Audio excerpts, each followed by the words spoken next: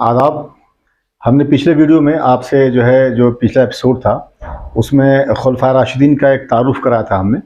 अब इस सेगमेंट में हम लोग इंडिविजुअल तौर पर देखेंगे, जैसे हज़रत अबू बकर सिद्दीक़ रज़ी अल्लाह अन्हु के हवाले से, फिर हज़रत उमर फ़ारूक, हज़रत उस्मान गनी और रज़ी अल्लाह तआला अन्हु और मौला अली करमल्लाहु वजहहू के हवाले से देखेंगे हम लोग। तो ये इंडिविजुअल सेगमेंट होगा।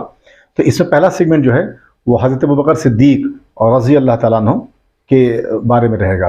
देखिए, अगर इनकी पैदाइश की बात की जाए तो 27 अक्टूबर 573 573 AD, यानी आप समझ सकते हो कि पैगंबर मोहम्मद सल्लल्लाहु अलैहि वसल्लम से ये 3 साल छोटे हैं तकरीबन।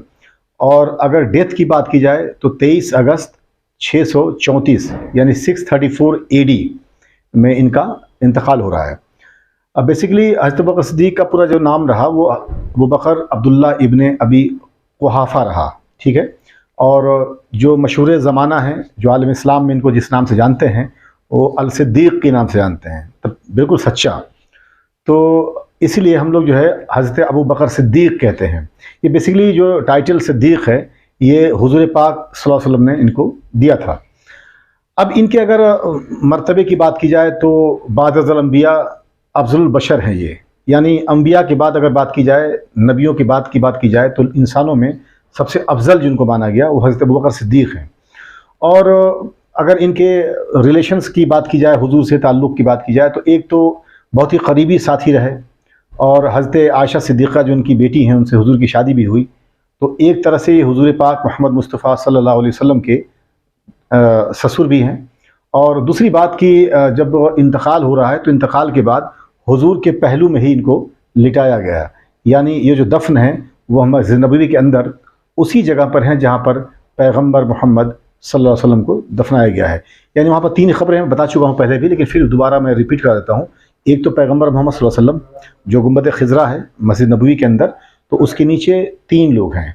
एक तो पैगंबर मोहम्मद सल्लल्लाहु अलैहि वसल्लम हैं, दूसरे हज़रत अबू बकर सिद्दीक़ हैं, और तीसरे हज़रत उमर फ़ारूक रज़ी अल्लाह तआला अन्हु हैं। तो एक चीज़ तो ये हो गई। और दूसरी बात कि जब हुज़ूर पाक सल्लल्लाहु अलैहि वसल्लम का वफ़ात होगा तो जो खिलाफत की ज़िम्मेदारी है वो इनके कंधों पर आएगी और ये संभालेंगे उसको। और बड़े कमाल की बात यह है कि बड़ी छोटी सी पीरियड रही है, यानी खिलाफत जब इन्होंने ली, इनको मिली खिलाफत, तो वो 8 जून 632 की बात है।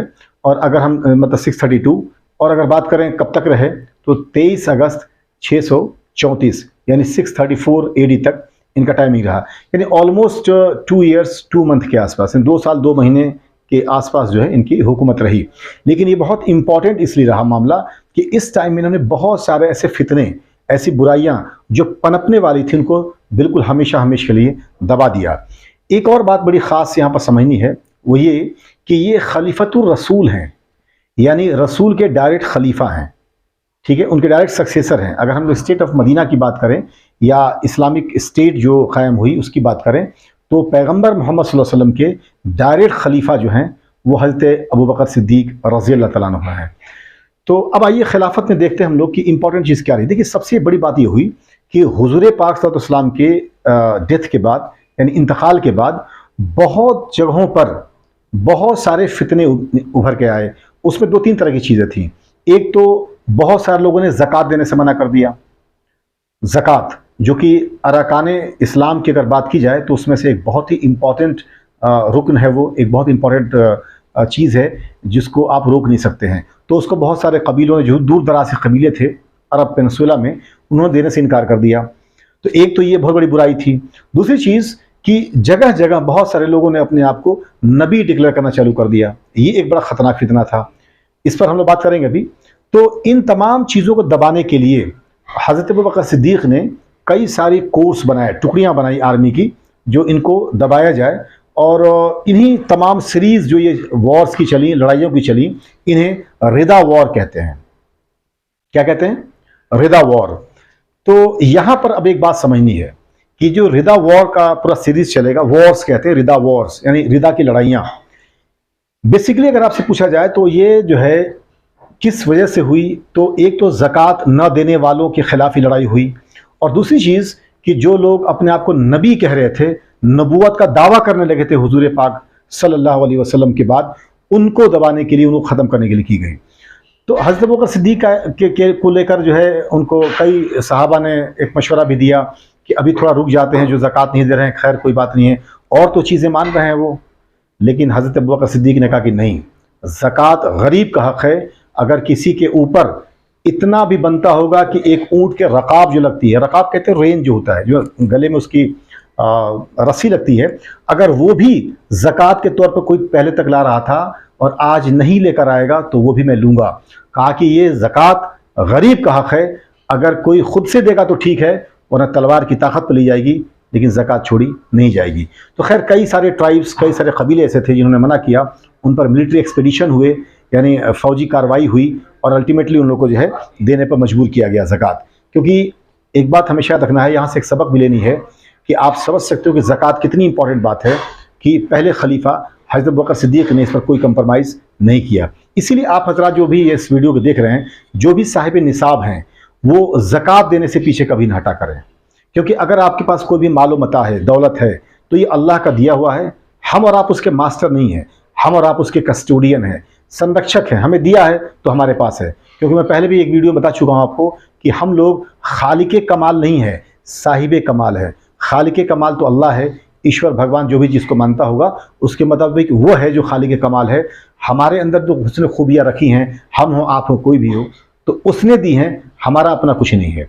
इसलिए ज़कात पर कभी कोई पाबंदी नहीं लगनी चाहिए, और ज़कात अगर आप पर बनता है तो जितना बनता हो उसे निकाल के गरीबों में तकसीम कर देना चाहिए। दूसरी इंपॉर्टेंट बात कि बहुत सारे लोगों ने नबी होने का दावा कर दिया। अब ये नामूसे रिसालत के ख़िलाफ़ है, हुज़ूर पाक सल्लल्लाहु अलैहि वसल्लम के जो है कि जो ऑनर है उसके ख़िलाफ़ बात है। क्यों? क्योंकि प्रॉफिट मोहम्मद सल्लल्लाहु अलैहि वसल्लम आखिरी नबी हैं, ख़ातमन नबीयीन हैं, इनके बाद कोई नबी नहीं आना है। तो जब कोई नबी आना ही नहीं है तो कोई अपने आप को नबी कैसे कह सकता है? तो जिन लोगों ने उस ज़माने में अपने आप को नबूवत का दावा किया और अपने आप को नबी कहा, वो सब कज़्ज़ाब थे, झूठे थे, लायर थे वो सब। इन्हीं सिलसिले में बहुत सारे जो थे उनको दबा लिया गया और उनको मतलब उनको हराया गया। लेकिन एक शख्स जिसने एक बहुत बड़ी लश्कर तैयार कर ली थी, उसके बहुत बड़े फॉलोअर्स भी हो गए थे।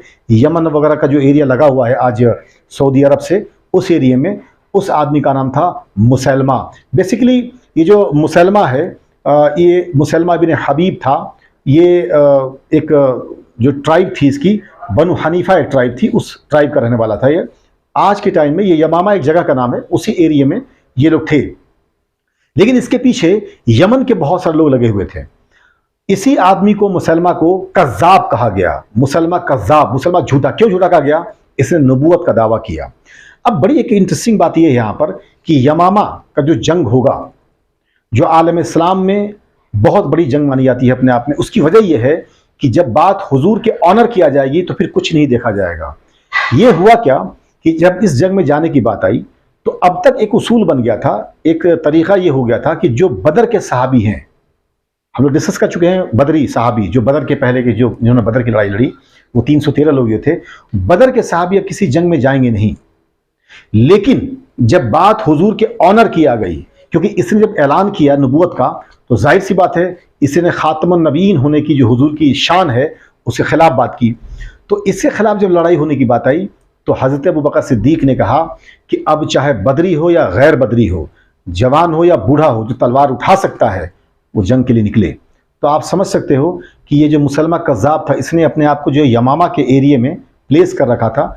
40,000 की लश्कर थी इसके पास, और 40,000 की लश्कर बहुत बड़ी लश्कर उस जमाने में हुआ करती थी।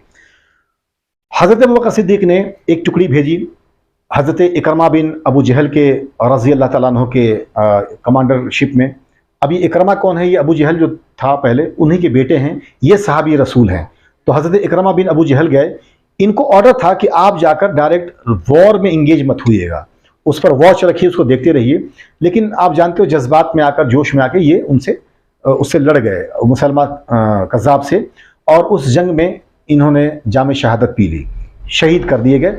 इसके बाद एक बहुत बड़े सहाबी रसूल जो बहुत बड़े पहलवान भी थे अपने वक्त के, शुराहबील रज़ी अल्लाह तआला अन्हु, शुराहबील रज़ी अल्लाह अन्हु भी गए। इनसे भी ये था कि आप वहाँ रोक के रखें जब तक कि खालिद इब्न वलीद वहाँ ना पहुँच जाए। तो उनके कमांडरशिप में आप लोग मिलके एक एक्सपीडिशन लीजिएगा, उसके खिलाफ एक इंगेजमेंट करिएगा, लड़ाई लड़िएगा। लेकिन हुआ क्या कि ये भी वहाँ कुछ दिन रुके, और ये बात है 11th हिजरी की। अगर हम हिजरी की बात करें तो 11 हिजरी है, और रजब के महीने में ये सब हो रहा है।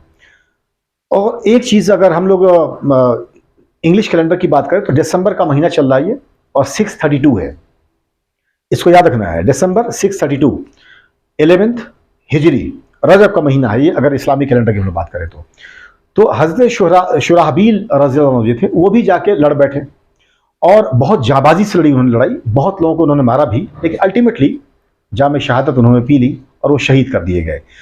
अब हुआ क्या कि हज़रत खालिद इब्न वलीद, अभी पूरी जो लश्कर थी, जो बड़ी लश्कर थी, ये अब वहाँ पहुँची, इन्होंने उसके साथ लड़ाई लड़ी। अब इसमें एक बड़ी ख़ास बात क्या आई थी कि ये दोनों जो लोग लड़े थे पहले, हज़रत इकरमा भी और हज़रत शुराहबील भी, तो एक वॉर क्राई होता है, जंग के मैदान में जोश देने के लिए या दिलाने के लिए एक आवाज़ दी जाती है, जैसे मुसलमानों में नारे तकबीर अल्लाह अकबर भी कहते हैं।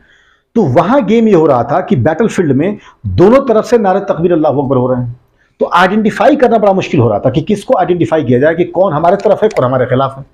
यानी मुसलमान कज़्ज़ाब की तरफ जो लोग थे वो भी कह रहे थे नारे तकबीर अल्लाहु अकबर, और जो इधर खालिद बिन वलीद या इनसे पहले हज़रत इकरमा बिन अबू जहल या शुराहबील रज़ियल्लाहु अन्हु के साथ जो लोग थे वो भी कह रहे हैं नारे तकबीर अल्लाहु अकबर। तो जब इंगेजमेंट हो जाएगा, जब लड़ाई हो जाएगी, तो कौन किसकी तरफ से आइडेंटिफाई करना मुश्किल हो जाएगा, क्योंकि उस ज़माने में कोई ख़ास ऐसा लिबास तो होता नहीं था कि मिलिट्री का ये लिबास है, उस मिलिट्री का ये लिबास है।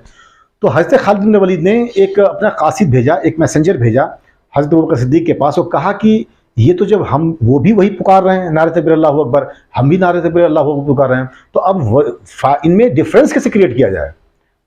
तो हज़रत अबू बकर सिद्दीक़ ने कहा कि जब वो नारे तकबीर अल्लाहु अकबर पुकारें तो तुम नारे रिसालत या मुहम्मदा पुकारो। और फिर इस जंग में यही नारा रहा, नारे तकबीर के जो उधर से हो रहा था मुसलमान कज़्ज़ाब की तरफ से, उसके जवाब में जो वॉर क्राई, जो युद्ध के मैदान में जो एक नारा चलता है, वो मुसलमानों की तरफ से जो पैगंबर मोहम्मद सल्लल्लाहु अलैहि वसल्लम को ख़ातमुन नबीय्यीन मानने वाले थे, उनकी तरफ से नारे रिसालत या मुहम्मदा का नारा दिया गया। अब ये जो लड़ाई हुई, इसमें ज़बरदस्त तरीके से खालिद बिन वलीद ने मतलब एक ऐसा वो था जहाँ पर बहुत लोगों को मारा, उसे आज भी शोएबुद्दाम कहते हैं। शोएबुद्दाम का मतलब हुआ गली ऑफ ब्लड, आज भी इस नाम से जाना जाता है वो एरिया, जो यमामा का एक एरिया है शोएबुद्दाम के नाम से। लड़ाई चलती रही, इसी में मुसलमान कज़्ज़ाब को जो है हज़रत वहशी इब्न हर्ब, जो अब सहाबी रसूल हैं, जिन्होंने हुजूर के चचा हज़रत हमज़ा को शहीद किया था उहद के मैदान में, उन्होंने अपने लैंसर से जो एक भाला होता है खींच कर मारा और मुसलमान कज़्ज़ाब जो है वो गिर पड़ा। जब वो गिरा तो आलम इस्लाम के एक बहुत बड़े जाबाज जो अंसार साहबा में से हैं, जिनका नाम जो है अबू दुजाना है, इन्होंने ये बढ़े आगे और उसका गला काट के उसके जिस्म से अलग कर दिया। इस तरीके से ये जो फितना था, नबूवत का फितना, कि हर कोई जो हो जहां देखो वहीं एक नुक एंड कॉर्नर में खड़ा हो रहा है और अपने आप को नबी डिक्लेयर कर रहा है, उसका सबसे बड़ा जो हम शैतान कह सकते हैं वो मुसलमान कज़्ज़ाब की शक्ल में वो मारा गया। और इस तरीके से ये पूरा का पूरा जो फितना खड़ा हुआ था ज़कात न देने का, अपने आप को कहीं किसी एरिया में नबी डिक्लेयर करने का, ये सारा ख़त्म किया। हज़रत अबू बकर सिद्दीक़ का ये बहुत बड़ा कारनामा अपने आप में है।